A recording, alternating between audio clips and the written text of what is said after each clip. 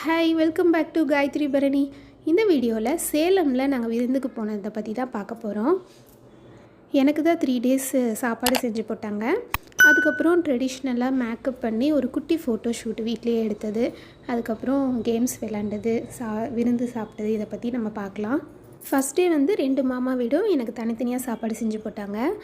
காளான் பிரியாணி, சுண்டல் குழம்பு அந்த மாதிரி.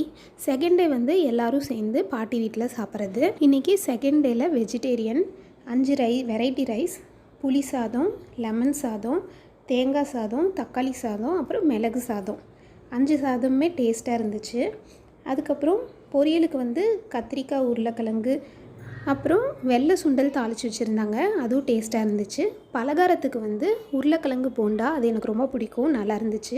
அது இல்லாமல் இனிப்பு வடையும் ஸ்வீட் பணியாரம் எல்லாமே டேஸ்ட்டாக இருந்துச்சு. இது வந்து ஈவினிங் டைமில் நாங்கள் வந்து தாயக்கரை ஒரு கேம் முடிச்சுட்டு அடுத்த கேம் விளையாடுறதுக்கு ரெடி ஆகிட்டு இருந்தோம். அதுக்குள்ளே இவர் வந்து ஊர்லேருந்து வரும்போது ஒரு பேக்கெட் ஃபுல்லாக இந்த கேம் வந்து வாங்கிட்டு வந்துட்டார். நான் இப்போ தான் ஃபஸ்ட் டைம் இது பார்க்குறேன். ஆனால் எங்கள் அத்தை எல்லாம் வந்து சின்ன வயசுலேயே இது விளாண்டுருக்கேன்னு சொன்னாங்க. இது வந்து ப்ராக்டிஸ் பண்ண தான் வந்து வரும். ஸ்டார்டிங்கில் யாருக்குமே வரல, எங்கள் அத்தைக்கு மட்டும்தான் வந்துச்சு. அதனால் இதை வர வைக்கணும்னு சொல்லிவிட்டு இதை சுற்றிட்டு இதுலேயே இந்த கேமுக்கு அப்படியே தாவிட்டோம். இப்போ எல்லோரும் எங்கள் ஃபேமிலியில் இருக்க எல்லாருமே உட்காந்து இது தான் பண்ணிகிட்ருக்கோம்.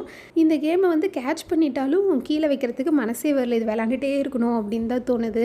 இது நைட் வரைக்கும் இது எல்லோரும் வச்சு இது விளாண்டுட்டே தான் இருந்தோம்.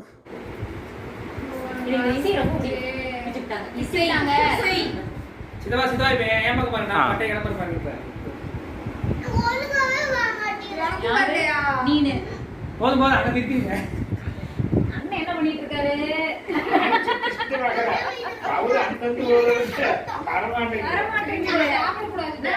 இங்க பாருங்க, இது பிளாஸ்டிக். அதுதான் இங்க வந்துட்டு தான் எல்கேஜி படிக்கிற போறீங்க. முழுங்கிட்டாங்க, நான் முழுங்கிட்டோம். நானே. என்னங்க?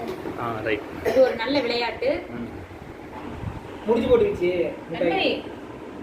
சூப்பர். அவ்வளவுதான். விட்டு விட்டு விடு. இங்க பாரு, இப்படி ஆள் கட்டி வரல. ஒண்ணு இந்த பக்கம் பாரு, இந்த வரல டைட் ஆகும் உனக்கு. அப்படியே முடிய என்ன சூரிய நீ பண்றியா? நான் சுத்திட்டேன். செமையா சுத்துறேன் நான். கிட்ட ட்ரை வேறல தான் இருக்குது. ட்ரை பண்ணு. ஐயோ, நான் முடிச்சிட்டேன். நான் போடல. எனக்கு நீ எப்ப குடிக்கறீங்க அப்ப போலாம். மாமா இப்ப